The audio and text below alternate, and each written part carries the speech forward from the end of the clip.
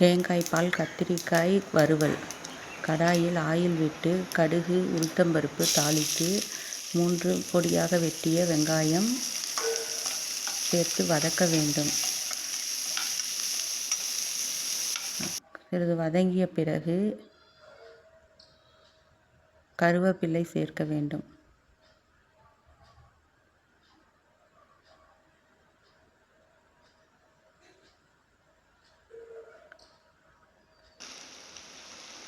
சிறிது இஞ்சி பூண்டு விழுது 1/4 ஸ்பூன் அளவு சேர்த்து பச்சை வாசனை போகும் வரை நன்றாக வதக்க வேண்டும்.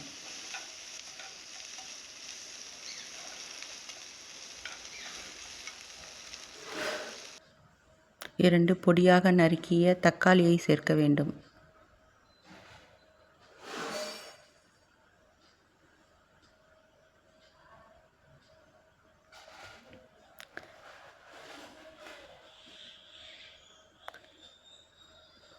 தக்காளி வதங்கியதும் அவர்களுக்கு தேவைக்கேற்ப குழம்புத்தூள் சேர்க்க வேண்டும். காரத்திற்கேற்ப சேர்த்து கொள்ளலாம்.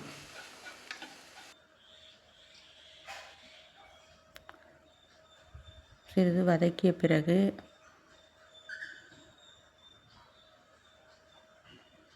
மஞ்சள் தூள் சிறிதளவு சேர்த்து கொள்ள வேண்டும். உப்பு தேவையான அளவு.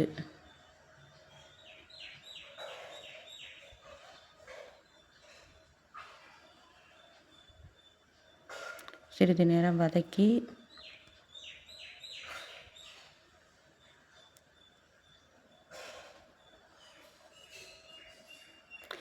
சிறிது தண்ணீர் விட வேண்டும். வெங்காயம் லேசாக வதங்கும் வரை அளவிற்கு சிறிதாக தண்ணீர் விட்டால் போதும்.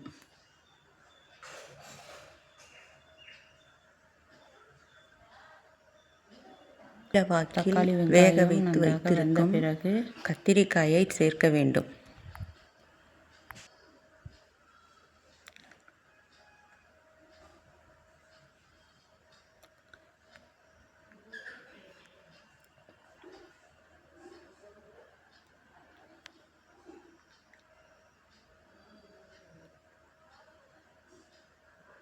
சின்ன கத்திரிக்காய் நீளவாக்கு கத்திரிக்காய்களை எடுத்து நீளவாக்கில் வெட்டி அவித்து வைத்து கொள்ள வேண்டும். சிறிதளவு உப்பு போட்டு அவித்து வைத்து கொள்ள வேண்டும்.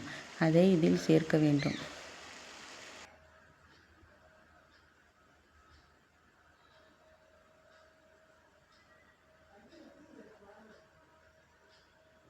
ஐந்து நிமிடம் மூடி போட்டு வேக விட வேண்டும்.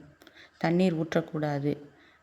பிறகு தண்ணீர் வற்றியதும் எடுத்து கருவேப்பிலை போட வேண்டும். திக்காக 1/4 மூடி தேங்காய் திக்காக அரைத்து இதில் சேர்த்து கொள்ள வேண்டும். வைத்து கொள்ள வேண்டும்.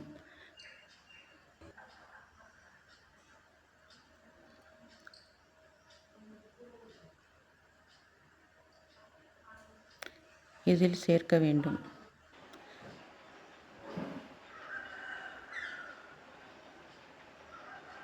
சேர்த்து 1 நிமிடம் கொதிக்க விட்டு